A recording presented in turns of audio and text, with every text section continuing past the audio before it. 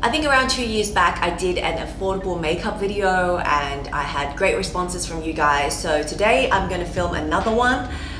The challenge this time is, so basically apart from the foundation cushion and the mascara, everything else I'm using today is under 100 Hong Kong dollars. So let's see if we can create a nice autumn look with the products I've chosen. So the foundation I'm using today is the Ceramine Essence BB Cushion.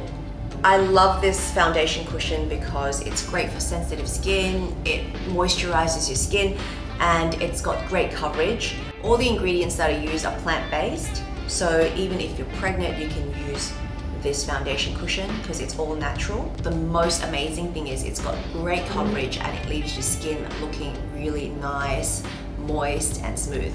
So take a look here. Yesterday I was playing with the boys and I have this kind of mark on my chin. I think it'll go away in a few days. So I'm gonna show you guys how well this cushion works. This cushion is great because it only comes in one tone, but one tone is fit for most Asian skin tones. So if you normally use number 18, 21 or 23 Korean foundation cushions, because it blends in with your skin tone. As you can see, the mark is slightly covered now.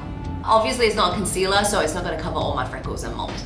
It's great, and the effect I'm trying to create today, it's an autumn makeup look with a mirror skin finish. So mirror skin is a new term for like glowy, dewy skin, and they use it a lot in Korean makeup. So when you see all the Korean actresses and actors with like really nice, plump and very hydrated skin, they call it mirror skin.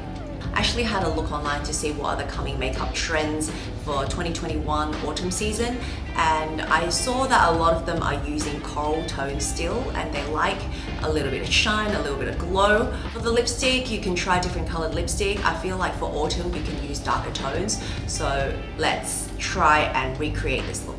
So the eyeshadow I'm using today is this palette. It's a Japanese brand called Glossy. It's actually quite fine. I don't feel like it clumps and smudges.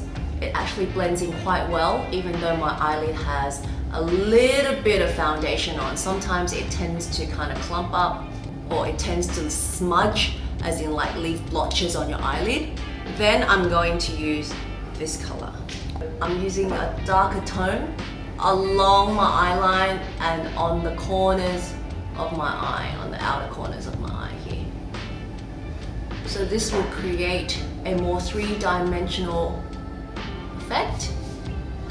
So I'm going to use this copper tone here to contour the eyeline and under the eye here. I feel like the copper tone isn't dark enough as an eyeliner. So the eyeshadow is not complete yet. If you want to blend it a bit more, you can do that later. I'm going to move on to the next part. So for the eyeline, I've chosen Heroine Make, color 03. This is a super dark brown. I've been using this brand of eyeliner for ages, but this is a new color, and also this one is super water resistant, so it doesn't smudge as easy. The reason why I picked this water resistant, smudge resistant one is because I feel like my makeup is smudging quite a lot these days because you kind of take your mask on and off. With this dewy look, I feel like because the foundation's a little bit oilier, so it causes your eyelines and your mascaras to smudge a little bit easier.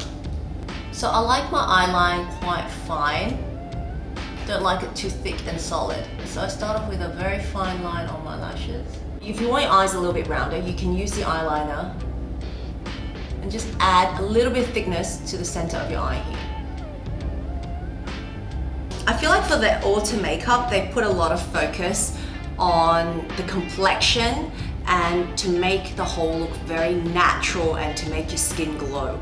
Rather than using super heavy, strong eyeliner, I'd opt for something that gives a more natural finish. So now I'm going to add a little bit more of that copper tone on top here. Just a tad. So this mascara is by Ettusais, and this is the only other product that cost me over $100. And the reason why I picked this is because on the packaging, the applicator on the mascara is kind of like a little one with a comb. It's meant to elongate your lashes and not clump as easily. So let's test this out. So far, so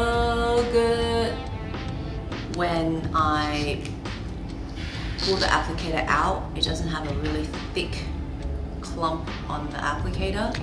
And it's great because it's a brush, you can brush your lashes out so it gets to every single lash. It doesn't really elongate your lashes that much. I've used mascaras that elongate your lashes much more, like they have more fibers, so when you kind of brush it onto your lashes, it just makes them longer. And it doesn't really give your lashes more volume. Just a little bit, not too much. I guess that's another reason why it doesn't clump. So for brows, I picked this one. So I picked B6. So you've got your pencil, you've got your powder, and your brush. So what they recommend here is to first use the pencil, then the powder, and then to brush it out. It doesn't smudge, and the color applies on quite well. So let's try to add the powder. For me personally, I might reverse the steps. I might add the powder first, and then use the pencil. So we'll try it for the other brow and see. Well, brushing it out is actually quite good. It makes your eyebrows look neater, and it looks more natural. Okay, so I've brushed it out. For this side, I'm gonna use the powder first. So I've applied the powder on. I feel like the powder doesn't really apply that well. I reversed the steps, and what I found is, first of all, you can't shape your brows using the sponge applicator here, the powder. So you should really draw the shape of your brows using the pencil first. That's why they suggested the pencil first. And I feel like this applicator, it helps you smudge out the pencil a bit so it looks more natural and softer. But when I reverse the steps, look, it looks really harsh and thick. Now I have to brush it out. Okay, to the part that I'm most nervous about.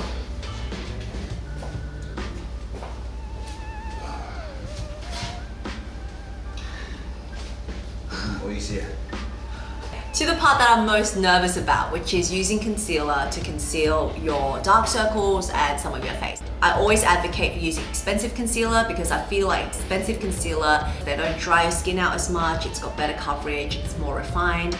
A few of them I've used, La Mer, they're wonderful and I've been using them for years. But I am happy to try this one, which is under $100. So let's take this for a ride. It's actually very creamy and velvety. Like when you touch it with your fingers, you can feel that it's very moisturizing already. I'm not sure about the coverage though, so first impression, not bad, especially for this price. So on your T-zone, you like to have highlight on your T-zone, top of your brows here, on your nose bridge. Like so. I haven't blended yet. On your chin.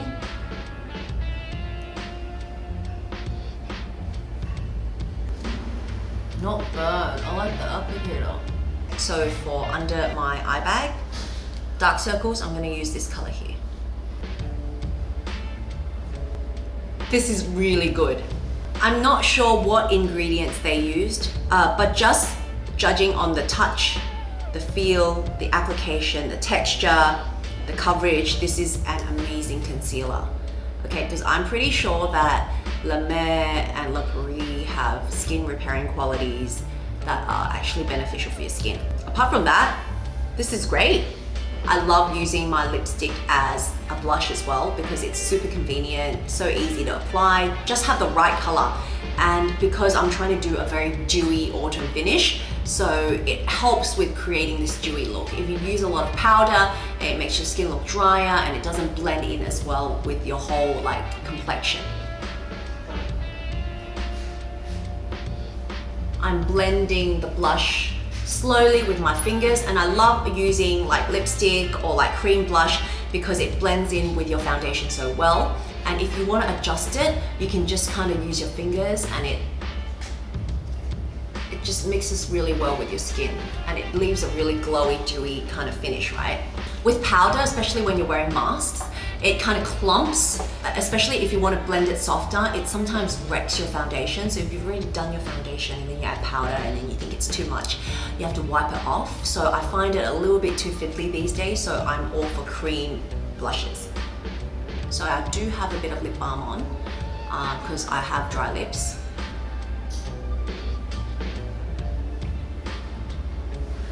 This lipstick is not bad, it's actually not that dry. This color looks so different, right? On your lips, on my cheeks. So the last final step, I think this product is so important. So I'm not sure whether I'm going to be pleasantly surprised or really disappointed because it can actually wreck my whole makeup finish. Today I'm feeling courageous. I am going to try number 2 by this brand.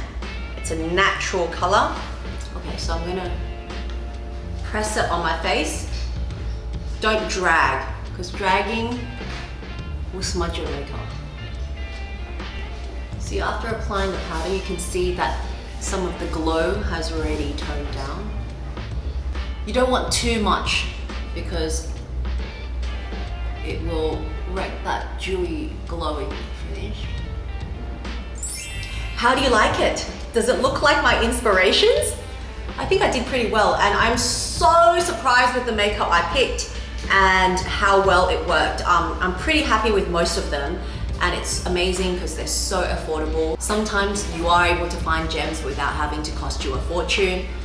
Pretty good, eh? I think this glowy kind of orangey copper tone works really well in winter with your browns and your neutrals, or if you're wearing black, it doesn't look as dull and it makes you look like you have a natural glow.